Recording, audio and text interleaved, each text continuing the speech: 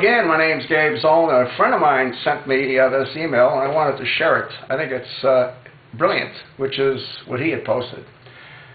This is absolutely brilliant! Exclamation mark. Part 1. A. Back off and let those men who want to marry men. B. Allow those women who want to marry women. C. Allow those folks who want to abort their babies. D. In 3 generations, there'll be no Democrats. I love it when a plan comes together. That's part 1. Part 2.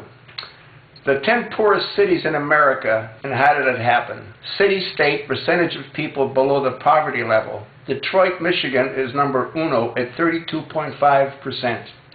Buffalo, New York is number 2 at 29.9%.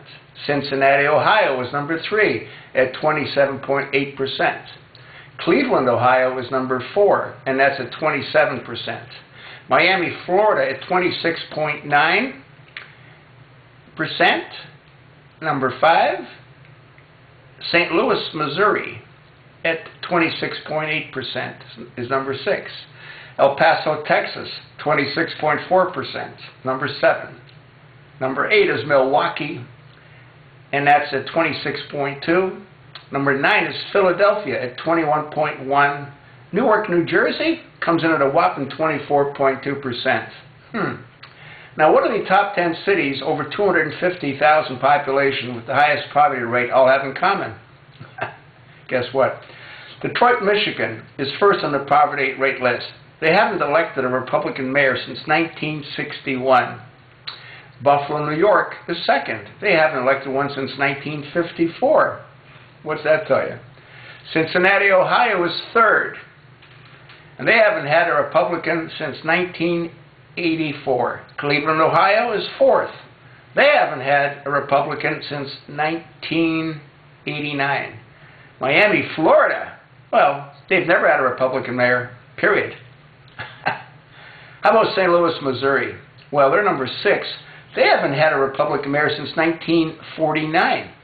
El Paso, Texas is number 7. They've never had a Republican mayor. Milwaukee, Wisconsin, they're number 8. They haven't had one since 1908. Philadelphia, Pennsylvania, they're number 9. Well, they haven't had one since 1952.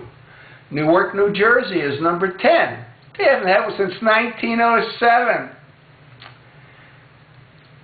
Is it the poor who habitually elect Democrats? Yet they are still poor. Isn't that insane? Now, part 3. Abraham Lincoln said, "You cannot help the poor by destroying the rich. You cannot strengthen the weak by weakening the strong. You cannot bring about prosperity by discouraging thrift. You cannot lift the wage earner up by pulling the wage payer down. You cannot further the brotherhood of man by inciting class hatred. You cannot build character and courage by taking away people's initiative and independence. You cannot help people permanently by doing for them what they could and should be doing for themselves." Now, again, that's Abraham Lincoln. You think maybe that usurper in the White House could learn something? He tried to emulate Lincoln. He took the same train. He had the same Bible. Too bad he doesn't have the same monachos. You know what monachos is? I was told that in Greek it means brains. And if Obama had any brains, instead of trying to emulate Abraham Lincoln on his train ride, he might want to emulate Lincoln on this statement that Abraham Lincoln made. You know, you'd think that these Democrats would sort of wake up, you know what I mean? These people that live in these poverty-stricken states, you think maybe they would try a Republican just to see what happens, huh? Yeah, California is doing really well, not because of the government or their leadership. You know, they're just people there. They have a lot of people there. But guess what? They're moving. They're moving out of California. California will be on this list not too long from now. What do you think? I told you what I think.